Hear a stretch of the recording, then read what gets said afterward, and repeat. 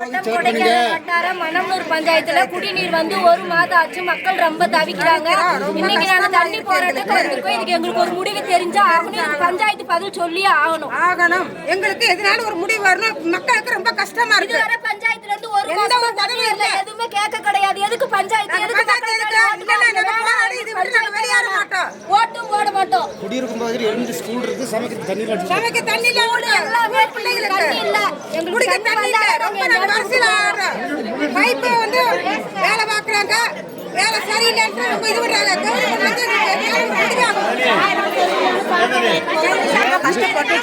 ஒரு வாரத்துக்கு வந்தா திரும்பி மாசக்கணக்கில் தண்ணி தண்ணி வர்றதில்ல. டாங்கில வந்தாலும் தண்ணி சுத்தம் பண்ணல. என்ன இருந்தாலும் அப்படியே ஏதோ தவளை ஏற்பட்டாலும் அதெல்லாம் கிளீன் பண்றது இல்ல. அப்படியே எடுத்து